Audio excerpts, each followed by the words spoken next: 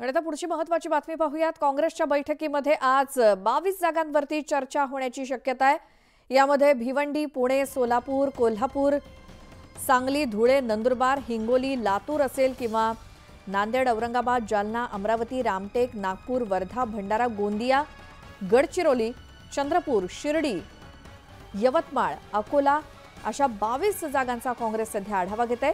आणि याचाच अर्थ 22 जागांची मागणी काँग्रेस करणार का असा देखील सवाल उपस्थित होतोय। वंचितला हव्या असलेल्या अकोला या जागेचा आढावा काँग्रेस घेते असा अर्थ वंचित सोबत न आल्यास काँग्रेस या जागावरती दावा करणार का, या जागेवरती दावा करणार का असा देखील प्रश्न आहे। तर वंचित सोबत येणार नाही असं काँग्रेसनं गृहीत धरलंय का असा देखील प्रश्न पडतोय। कारण काँग्रेसकडून काही जागांचा आढावा घेतला जातोय। 22 जागांचा किंवा 22 जागांची चाचपणी काँग्रेसकडून केली जाते।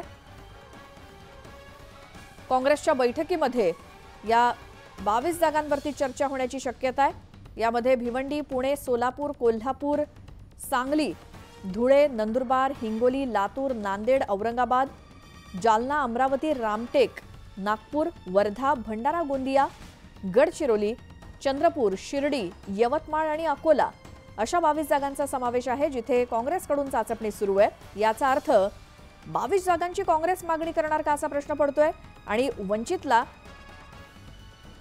हव्या असलेल्या अकोल्याच्या जागेचा देखील आढावा जर काँग्रेस घेते आहे, याचा अर्थ वंचित सोबत जर आली नाही तर काँग्रेस अकोल्याच्या जागेवरती दावा करणार का, आणि जर वंचित सोबत येणार नाही असं काँग्रेसनं गृहीत धरलंय का असा देखील प्रश्न पडतोय। या काँग्रेसच्या आजच्या बैठकीसंदर्भातली माहिती घेऊयात आमच्या प्रतिनिधी प्रणाली कापसे यांच्याकडून। प्रणाली, सगळे काँग्रेसचे महत्त्वपूर्ण नेते पोहोचलेले आहेत। आता थोड्या वेळापूर्वी पृथ्वीराज चव्हाण सुद्धा पोहोचलेले आहे, माजी मुख्यमंत्री। आणि आता या सगळ्या चाचपणीला सुरुवात झालेली आहे। आज 19 जिल्ह्यांची यादी खरं तर सभागृहाच्या बाहेर लावलेली आहे, त्याची चाचपणी केली जाणार आहे। परंतु पत्रकार परिषदेमध्ये बोलताना नाना पटोले यांनी मात्र आम्ही 22 जागांचा आढावा आज घेतो आहे असं स्पष्ट केलेलं आहे।